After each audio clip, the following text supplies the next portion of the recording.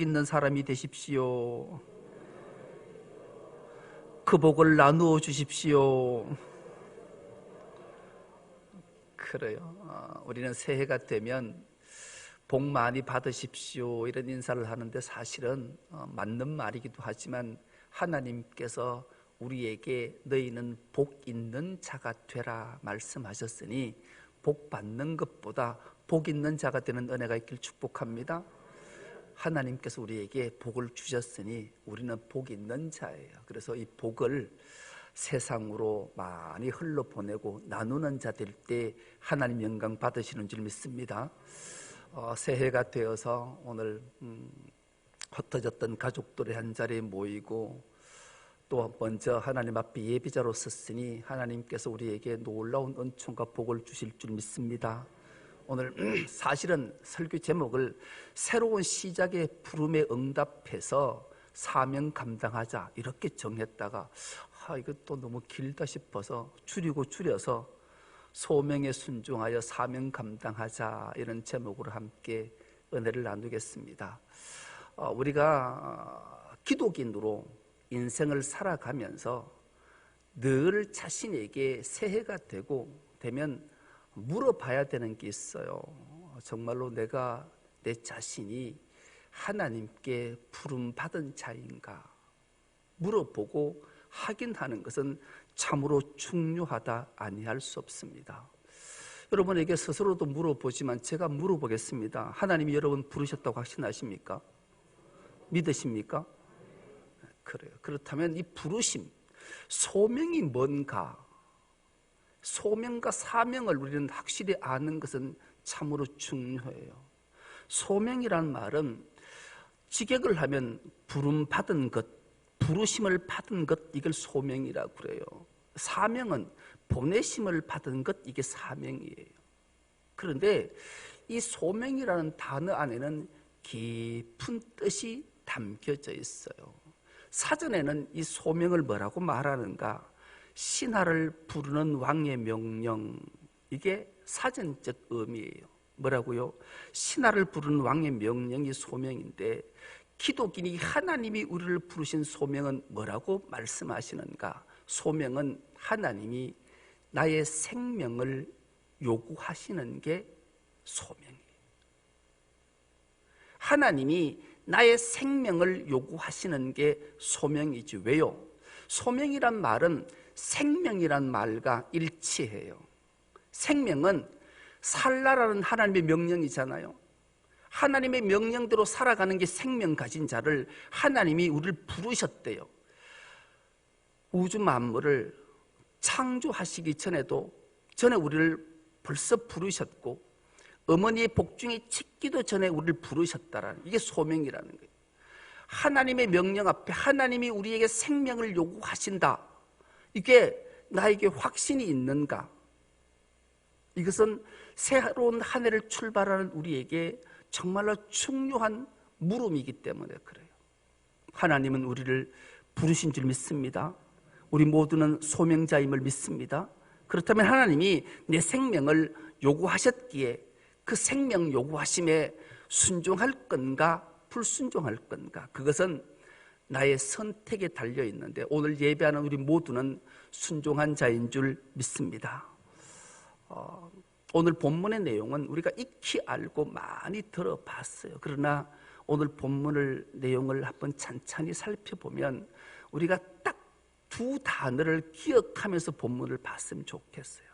호렙이라는 산, 호렙산. 이 호렙산을 오늘 성경은 하나님의 산 호렙이라고 말씀해요. 이 호렙산이라는 다른 산 이름이 있잖아요. 그 이름을 우리는 신의 산이라고 그래요. 이 신의 산은 달신의 산이란 뜻이에요. 달신, 즉 우상을 섬기는, 자연을 섬기는 산이었는데 이 산을 하나님께서 호렙산이라 명하신다는 데 주목해 보는 거예요. 이 호렙이라는 말은 폐허, 망가진 땅, 나무가 없는 곳, 이런 뜻이에요. 호렙은 하나님의 산이라 하는데 이 호렙이라는 뜻이 망가지고 폐허되고 아무 생물이 없는 산을 호렙이라는데, 이 호렙을 하나님께서는 하나님의 산이라고 명명하신다는데 우리는 주목해 보는 거예요. 우리는 죄로 말미암아 우리는 폐허가 된 자들이에요. 이 폐허가 되고 망가진 아무것도 생명이 없는 이곳을 하나님께서 우리를 부르신다라는 거죠. 그곳에 모세를 부르셨고 오늘 우리를 부르셨다는데 우리는 주목해 봐야 돼요. 그곳에 떨기나무라는 단어가 등장해요. 떨기나무는 다른 말로 하면 가시나무라는 뜻이지요. 오늘 본문 1절을 우리가 찬찬히 다시 한번 보시면, 모세가 그의 장인 미디안 제사장 이드로의 양떼를 치더니 그떼를 광야 서쪽으로 인도하여 하나님의 산 호렙에 이르매, 그렇게 말씀해요. 여러분, 광야는 목초지가 아니에요. 양떼가 살 수 있는 먹이를 취할 수 있는 곳이 아니에요. 그런데 왜 모세가 서쪽 광야로 양떼를 이끌어 갔을까? 여러분, 우리가 하나님을 우리가 찾아가나요? 하나님 우리를 찾아오시나요? 왜 두말할 것도 없이 하나님 우리를 찾아오시는 거예요. 하나님이, 우리가 하나님을 부르나요? 하나님이 우리를 부르시나요? 하나님이 우리를 부르시는 거예요. 하나님이 모세를 소명, 부르심으로 인도했음을 우리가 알게 돼요. 그리고 하나님이 그것을 보여주시잖아요. 여호와의 사자가 떨기나무 가운데로부터 나오는 불꽃 안에서 그에게 나타나신다. 여러분, 떨기나무가 어떤 나무인가? 여러분, 사진을 하나 보여줄 텐데요. 저기 떨기나무예요. 떨기나무인데 자세히 보면 떨기나무가 어떻게 생겼는가 하면 바로 저렇게 가시가 총총총총 있는 사진 좀 보여주소. 어디 갔노 이놈의 사진이? 저 사진이 가시가 있는 거예요. 그래서 저 떨기나무를 가시나무라 하는 거예요. 여러분, 우리가 가시나무를 만지면 어떻게 될까요? 찔려요. 찔리면 어떻게 될까요? 피가 나요. 피가 나면 어떻게 될까요? 통증을 수반해요. 하나님의 산에서 하나님께서 떨기나무 가운데에서 자기 자신을 드러내 보이시고 모세를 부르시는 장면이 오늘 본문의 내용이잖아요. 여러분, 나무는 불이 붙으면 타고 재가 돼야 되는데 그렇지 않은 거예요. 신기한 모습을 모세가 보잖아요. 그래서 모세가 그 앞에 가자 하나님이 다급하게 모세를 부르시고 가까이 오지 말라. 네가 선 곳은 거룩한 땅이니 네 발에서 신을 벗으라 명령하고 그 부르심의 소명을 깨닫게 하시고 사명을 주심으로 애굽 땅에서 고통받고 아파하고 신음하는 하나님의 백성들의 고통을 하나님이 친히 보셔서 그들을 구원해서 네 조상 아브라함에게 약속하신 젖과 꿀이 흐르는 가나안 땅으로 인도하기 위해 너를 불렀고 너에게 사명을 주노라 말씀하고 모세는 그 말씀 앞에 순종해서 이스라엘 백성들을 구원해내는 놀라운 역사를 만들어내는 사연을 우리는 너무나 잘 알아요. 오늘 우리에게 하나님이 모세처럼 똑같이 우리를 부르시고 우리에게 순종하는 자에게 하나님은 사명을 주셔서 우리 가족과 또 이웃과 이 나라를 구원하실 줄 믿습니다. 거기에 내가 쓰임 받는다라는 것은 얼마나 감격스러운 일인지 몰라요.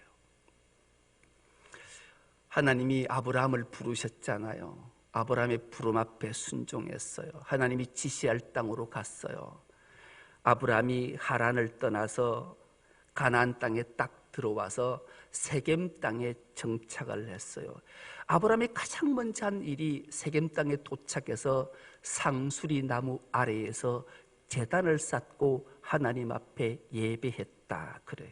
여러분, 나무의 종류가 참 많아요. 그렇죠? 그런데 나무는 당시의 고대 근동의 사람들은 나무를 신으로 섬기는 경우들이 되게 많았어요. 유대인들도 이스라엘 백성들도 마찬가지였어요. 그래서 아브라함도 하나님 말씀에 순종해서 가장 먼저 하나님 앞에 제단을 쌓았던 곳이 상수리 나무였던 거죠. 여러분 상수리 나무 잘 아시잖아요. 도토리 나무처럼 그런 게 상수리 나무예요. 상수리 나무는 상당한 사람에게 유익을 주는 나무예요. 또 백향목은 얼마나 멋있는 나무인지 몰라요. 그래서 그런 나무들을 섬기는 경우들이 되게 많아요. 그래서 고대 근동의 사람들은 나무 신을 섬기면서 이스라엘 백성들은 하나님을 섬기면서 하나님의 임재의 상징은 상수리 나무 같은 데서 많은 이에게 유익을 끼치는데 하나님이 임재하실 것이다 믿었던 거예요. 그래서 아브라함도 상수리 나무 아래에서 하나님 앞에 제사하고 예배 드렸던 거죠. 그런데 하나님은 하나님의 산 호렙에서 떨기나무 가운데에서 소명을 부르심을 하신다. 왜 하나님은 하필 그렇게 남에게 유익을 많이 주는 상수리 나무나 모든 이에게 선망의 대상이 되는 백향목 같은 데서 임재하지 않으시고 떨기나무 가운데서 임재하셨을까? 우리는 잘 알아요.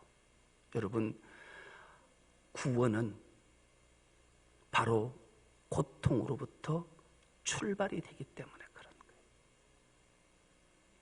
예수님이 십자가에 달려서 죽으셨을 때 그 머리에 쓰신 것이 저 바로 떨기나무 가시 면류관을 쓰셨다는 사실을 우리는 기억해요. 하나님의 구원의 섭리를 그대로 보여주시기 위해 하나님께서는 떨기나무 가운데서 임재하셨고 모세를 부르셨고 오늘을 우리를 부르셨음을 우리에게 알게 하는 거죠. 그렇다면 하나님 왜 우리를 구원하시기 위해 우리에게 고통을 주시는가? 고통은 바로 신앙의 성장과 성숙과 놀라운 평안을 맛보게 하기 위함인 줄 믿습니다. 이것이 깨달아지는 은혜가 있길 축복합니다. 여러분 시편 119편 71절의 말씀은 이 말씀이 기록되어져 있는데 우리가 한 목소리로 한번 합독해 보겠습니다. 시작. 고난당하는 것이 내게 유익이라 이로 말미암아 내가 주의 율례들을 배우게 되었나이다. 아멘. 여러분 고난은 그리스도인에게 고난은 뭐라고요? 유익이래요. 세상 사람에게 고난은 저주예요. 그런데 우리 그리스도인에게 고난은 유익인 이유가 고난을 통해서 구원과 강명과 영생이 있기 때문이에요. 그래서 우리가 예수 믿고 나는 예수 믿어 복 받으려고 예수 믿어 나는 건강하고 잘 되려고 예수 믿어 그러면 그런 마음으로 예수 믿었다면 다시 한번 찬찬히 자신을 점검해보고 다른 종교로 가든지 신앙생활을 멈추는 게 옳아요. 우리 기독교는 예수 믿으면 복받고 건강하고 만사형통하고 이것 없어요. 물론 하나님께서 우리에게 복을 주세요. 형통케 하세요. 영육의 간건의 복도 주셔요. 근데 그것은 이 땅에서 내가 누리라고 주시는 것이 아니라 그것을 통해 또 다른 일을 유익하게 하기 위해 주시는 것이지 쓰게 하려고 주시는 것이지 나를 위해 주시는 것은 아니에요. 우리가 예수 믿으면 복 받지요. 은혜 받지요. 하나님께서 놀라운 은총과 복과 평강을 맛봐요. 그런데 그것을 나를 위해 쓰는 순간 그건 흔적 없이 사라진다는 사실을 기억해야 돼요. 그런 설교에 홀깃하면 안 돼요. 마음이 빼앗기면 안 돼요. 왜냐하면 예나 지금이나 끊임없이 하나님은 말씀을 통해 우리에게 속지 말라고 말씀하시기 때문에 그래요. 예레미야 7장 4절의 말씀도 우리가 한 목소리로 한번 합독해 보겠습니다. 시작. 너희는 이것이 여호와의 성전이라 여호와의 성전이라 여호와의 성전이라는 거짓말을 믿지 말라. 성전에 와서 예배하는 자는 복을 받고 은혜를 받고 놀라운 형통의 길을 이끌어주는 그 길을 제시해준다. 그 말 믿지 말라라는 거예요. 속지 말라는 거예요. 그건 딱 거짓말을 한다라는 거예요. 하나님을 믿으면 믿을수록 신앙생활을 하면 할수록 너무나 힘들고 너무나 고통스럽고 너무나 절망을 만나는 것 이게 마땅하다라는 거예요. 왜요? 이 세상에는 끊임없이 고통의 연속이지만 우리는 동굴이 아니라 터널을 지나기에 강명한 새벽을 맞이하는 그 길은 터널을 통과할 때만이 그 길이 예비되어 있기에 이 땅에 살 때는 우리가 받은 복, 영유엘의 간건, 이 모든 것은 남을 위해 희생하고 헌신하고 그런 삶을 살아가는 것이 구원받은 자, 소명 입은 자의 사명자의 삶이기 때문에 그래요. 우리가 교회에 나와서 예배 드릴 때 복음의 본질을, 부르심을 망각하는 그 순간 우린 자꾸 무언가를 얻기 위해 하나님 앞에 간구하는 자로 전락할 수 있어요. 그러면 안 돼요. 물론 예수 믿어서 잘 돼야지요. 놀라운 은혜를 받아야 돼요. 그러나 신앙의 본질을 잊지 말라라는 거예요. 이 고난의 통로를 지나야 강명의 새빛을 맞이할 수 있기 때문에 예수 믿어 복 받는 것은 목표가 되면 안 된다라는 것을 우리에게 알게 하는 말씀이죠. 이번에 세미나를 가서 목사님의 그 말씀을 하나를 들으면서 참 내 자신을 되게 깊이 돌아봤어요. 여러분, 공명이라는 말 아시잖아요. 공명이란 말은 맛울림, 그런 뜻이, 맛울림, 서로가 울리는 거죠. 하나님과 나의 관계, 이웃과의 관계, 이 공명의 관계가 잘 돼야 된다라는 거. 특히 목사가 이 공명을 잘 해야 된다. 그러면서 세 가지를 얘기해요. 목사에게 교인은 수단인가 목적인가 묻더라고요. 여러분은 목사가 뭐라고 목사가 우리 목사님은 저 목사는 우리가 수단일까 목적일까? 목사에게 교인이 수단이라면 그건 목사라고 말할 수 없어요. 또 하나 질문은 목사는 교인들을 가르치는 자인가 함께 사는 자인가? 여기에 더 와닿았어요. 목사는 교인을 가르치는 자인가 함께 사는 자인가? 그리고 마지막 이 질문을 냈어요. 목사는 교회가 목사를 필요로 하는가? 목사가 교회를 필요로 하는가?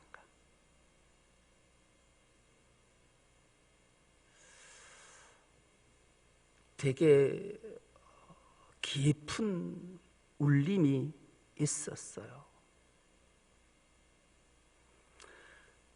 왜 하나님이 목사를, 또 장로를, 권사를, 안수집사를, 우리 성도를 부르셨을까? 그 부르심 앞에 나는 어떻게 응답해야 되는가? 세상이 모르는 기쁨과 감격이 있기 때문에 우리는 부르심 앞에 응답하는 줄 믿습니다. 여러분 삶 속에 정말로 기쁨과 감격이 있으십니까? 평강이 있으십니까? 여러분 초대교회 교인들의 모습들을 우리는 기억해봐요. 로마가 기독교 국가가 되기까지 그 여정을 우리가 너무나 잘 아니까 간단히 소개하면, 예수 믿는다는 이유로 그리스도인들을 무참하게 학살했잖아요.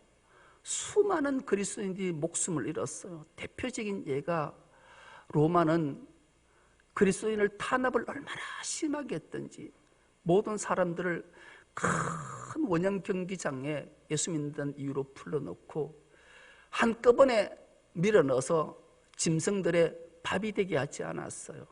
일렬로 쭉 세워놓고 오랫동안 3일씩 일주일씩 굶겨놨던 그 맹수 사자를 탁 풀어놓을 때 한 명씩 보내는 거예요. 그러면 사자들이, 짐승들이 몇 마리가 튀어나오면 그 사람을, 그 굶주림의 사자들이 사람을 어떻게, 여러분 우리 동물의 왕국 보면 그 약한, 힘 약한 동물을 잡아먹는 모습을 보지요. 사람을 사자 3마리가 4마리가 달려들어서 물고 죽이고 뜯으면 한 마리씩, 한 팔씩, 한 다리씩을 뜯어내서 먹는 모습을 다음 차례 사람들이 서서 보고 있어요. 그럴 때 그 심령들이 어땠을까요? 여러분 같으면 어떻겠어요? 그런데 놀라운 것은 하나님의 부르심 앞에 순종했던 자들은 세상이 감당하지 못하는 평안함과 기쁨과 이 모습들이 로마인들에게 그대로 보였다는 데 주목해 보는 거예요. 그래서 결국 로마는 이게 뭐지? 이들은 세상이 감당하지 못하는 사람들이구나 해서 결국 그 복음을 받아들여서 로마가 기독교 국가가 되는 거예요. 어떻게 이런 일이 있었을까요? 하나님의 부름 앞에 이 땅의 고난과 고통 가운데 하나님 나라의 광명한 새빛을 그들은 봤기 때문에 가능했던 거예요. 우리에게도 이런 영안이 열려지는 은혜가 있길 축복합니다. 여러분, 히브리서 11장 36절에서 38절에 보면 이 말씀이 기록되어져 있는데, 이 말씀도 우리가 한 목소리로 한번 합독해 보겠습니다. 시작.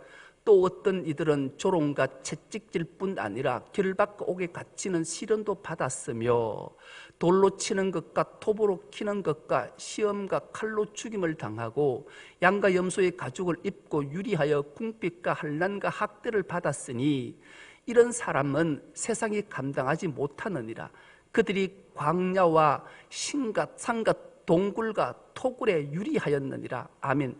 38절 7절을 좀 띄워주세요.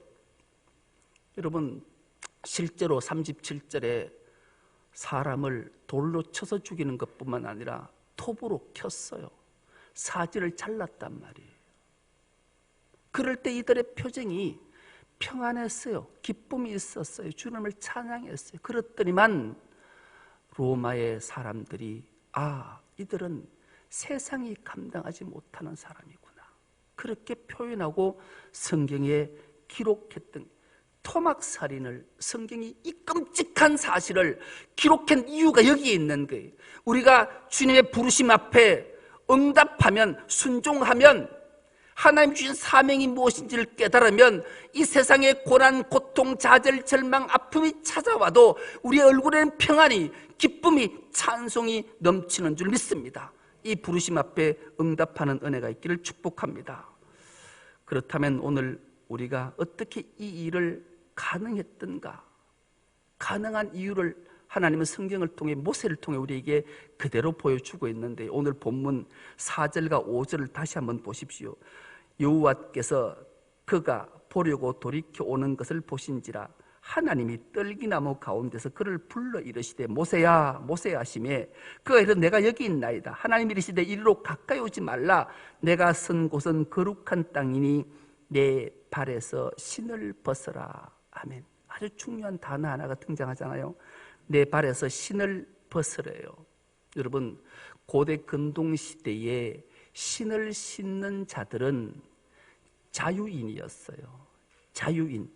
누구로부터 속박이나 구속을 받지 않는 자들은 신을 신었고요, 노예나 종들은 신을 신지 않았어요. 그래서 사람이 길을 걸어가는 거 딱 보고 신을 신서 저 사람은 자유인이구나, 신을 신지 않고 맨발로 걸어가는 사람은 저 사람은 누군가의 노예구나를 알 수 있었던 거죠.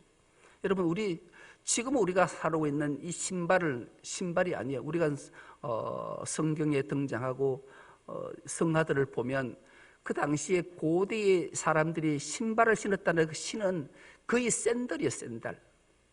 이 샌들을 그 건기가 있는 사막 광야의 길을 걸으면 먼지가 발이 얼마나 더러워지겠냐고요.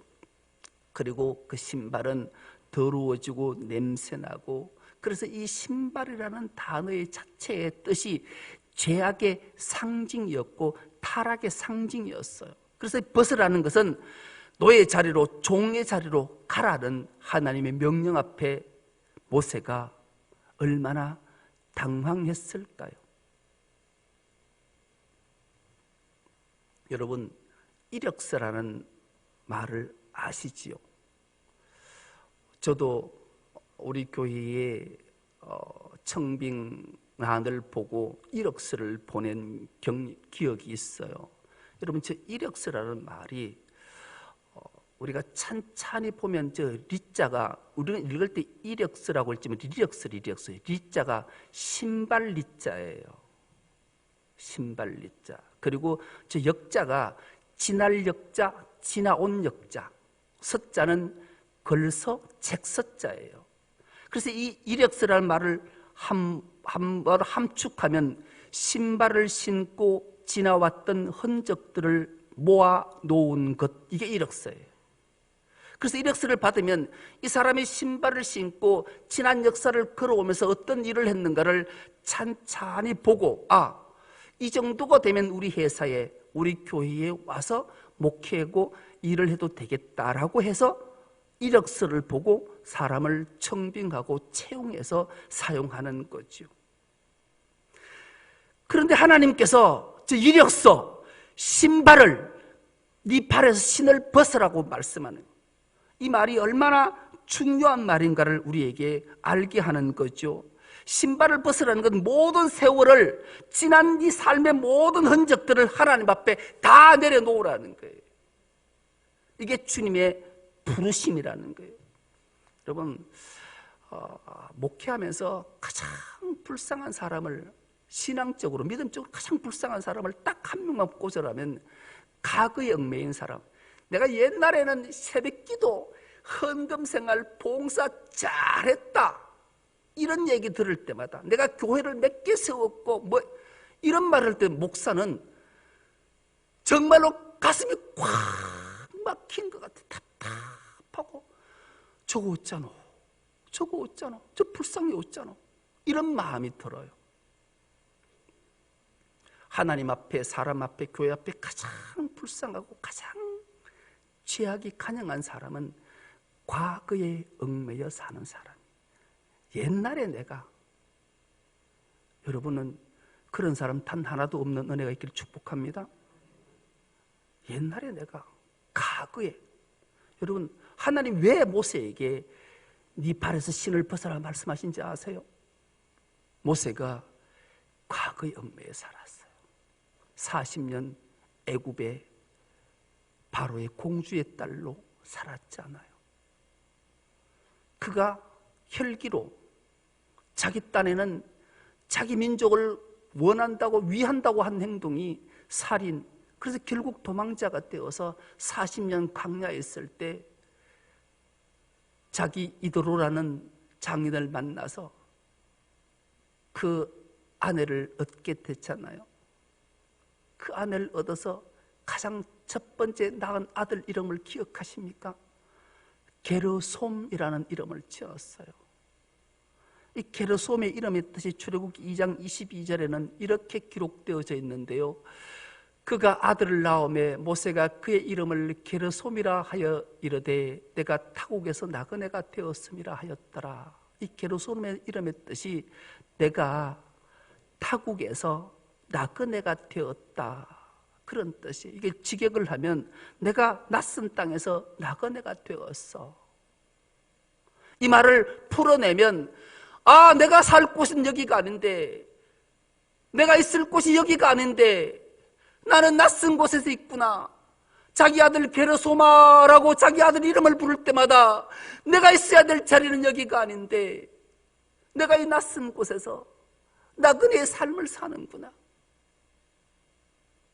나는 왕궁에서 새로운 왕자를 꿈꾸고 살아야 되는데 내가 이 적박한 광야에서 내 인생이 있다. 과거에 얽매여 사는 이런 모세의 삶을 하나님은 정확하게 아셨기에 모세를 부르자마자 가장 먼저 네 발에서 신을 벗으라 말씀하셨던 거예요. 모세는 깨달았어요. 순종했어요. 그래서 그가 발에서 신을 벗자 하나님은 그에게 이제 가라 명령하시고 자기가 가지 말아야 될 이유를 다 말했지만 하나님께서는 가야 될 이유 딱 하나를 말씀하시자 모세는 순종해서 하나님의 백성들을 구원해내는 놀라운 역사를 만들어냈은 것을 우리는 성경을 통해 알게 돼요. 어떻게 모세가 순종해서 위대한 일을 할 수 있었던가? 그 비결이 바로 오늘 본문 마지막 12절입니다. 12절은 우리가 한 목소리로 합독해 보겠습니다. 시작. 하나님이 이르시되 내가 반드시 너와 함께 있으리라. 내가 그 백성을 애굽에서 인도하여 낸 후에 너희가 이 산에서 하나님을 섬기리니 이것이 내가 너를 보낸 정건이라. 아멘. 할렐루야. 하나님, 오늘 밤 말씀 중에 하나님께서 내가 반드시 너와 함께 있으리라. 아멘. 임마누엘 하신 하나님, 예수님께서도 우리에게 말씀, 내가 세상 끝날까지 항상 너희와 함께 있으리라 말씀하심을 믿고 깨닫는 은혜가 있길 축복합니다. 모세가 이런 말 저런 말 다 변명했지만 하나님이 하나님 하신 이 딱 한 말씀, 내가 반드시 너와 함께 있으리라, 이 말씀 앞에 그는 순종해서 사명 감당해서 구약의 가장 위대한 인물 들라면 모세와 엘리야가 대표적인 인물이잖아요. 그 위대한 인물 모세가 탄생되게 된 거죠. 여러분, 우리가 하나님 부름 앞에 순종하면 하나님이 임마누엘 하셔서 우리에게 사명 감당할 힘을 주실 줄 믿습니다. 우리 모두가 새해를 시작하는 새해 첫날에 새로운 시작과 부르심 앞에 응답해서 하나님이 가장 기뻐하시는 사명을 잘 감당해 하나님께 크신 상 받는 우리 중성넉기 모든 건속 다 될 수 있기를 간절히 기도합니다. 하나님 감사합니다. 우리의 부르심 앞에 순종할 수 있도록 은혜 주시고 사명 주심에 감당할 수 있도록 능력 주심도 감사합니다. 이 모든 것 아름답게 잘 감당해 감미한 새벽을 만나게 하시고 하나님 주신 놀라운 은혜와 복으로 충만케 하여 주옵소서. 감사드리오며 예수님의 이름으로 기도드리옵나이다. 아멘.